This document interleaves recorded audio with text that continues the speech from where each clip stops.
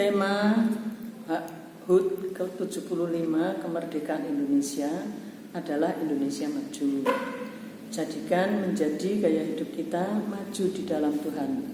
Merdeka, merdeka, merdeka. Mari kita pujikan. Setelah dimerdekakan daripada dosa, maka jadilah kamu hamba kebenaran. Mari kita akan berdoa. Kami bersyukur Bapa, kalau Engkau tolong negara kami sampai pada ulang tahun ke-75 dengan satu tema Indonesia Maju. Biarlah ini juga menjadi pemacu dalam kehidupan kami, sehingga kami akan maju di dalam kami mengiring Engkau.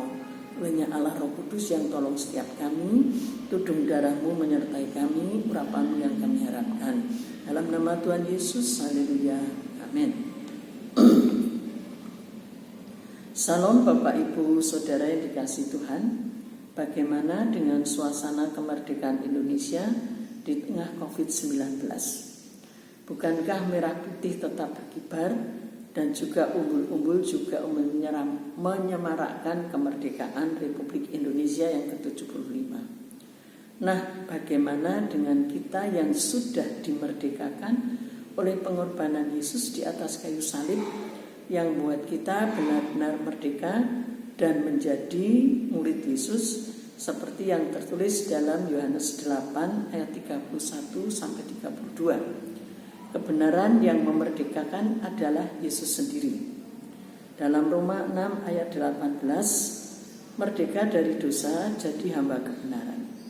Nah, yang jadi pertanyaan, apakah kita sudah benar-benar merasakan kemerdekaan yang Yesus berikan, atau malah sedang terikat oleh berbagai hal dalam situasi dunia saat ini?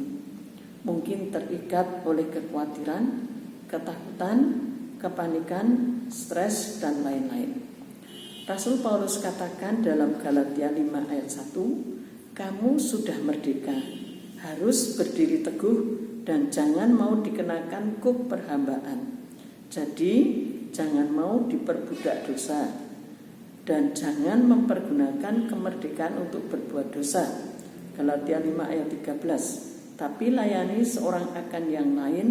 Ini berarti ada kemajuan dari hamba dosa menjadi melayani orang berdosa atau cari jiwa. Di dalam 1 Petrus 2 ayat 16 dikatakan, hidup benar-benar merdeka bukan menyalahgunakan kemerdekaan untuk menutupi kejahatan, tapi benar-benar sebagai hamba Allah, hamba kebenaran. Nah, Tuhan ingin kita mengisi kemerdekaan yang dari Tuhan dengan semakin bersukacita dalam iman. Filipi 1 ayat 25. Mari kita saling mendoakan agar firman yang selama ini kita terima dan lakukan menunjukkan kemajuan dalam 2 Tesalonika 3 ayat 1. Dan Tuhan tetap menunjukkan hati kita kepada Allah, kepada kasih Allah dan ketabahan Kristus, sehingga kita bisa setia sampai akhir. 2 Tesalonika 3 ayat 5. Mari kita isi hidup kita dengan kebenaran firman Tuhan, sehingga sebagai hamba kebenaran, kemajuan kita bisa dilihat semua orang. Jangan seperti saat pertama menerima kemerdekaan dari Yesus dengan pengorbanannya. Kalau masih seperti dulu berarti kita stuck atau mandek. Mari firman Tuhan ini didengar, dicatat, direnungkan, dilakukan. Maka akan ada kemajuan sampai pada kita saksikan. Mari pujikan. Bagaikan bejana siap dibentuk, inilah hidupku di tangan-Mu. Dengan urapan kuasa Roh-Mu, ku dibaharui selalu. Jadikan ku alat dalam rumah-Mu, inilah hidupku di tangan-Mu. Bentuklah seturut kehendak-Mu, pakailah sesuai rencanamu. Ku mau sepertimu Yesus, disempurnakan selalu dalam segenap jalanku, memuliakan namamu. Mari kita berdoa. Allah Roh Kudus, biarlah Engkau yang bekerja. Nah, hidup kami bagaikan bencana di tangan-Mu sebagai penjunan. Bentuklah kami seturut dengan kehendak-Mu.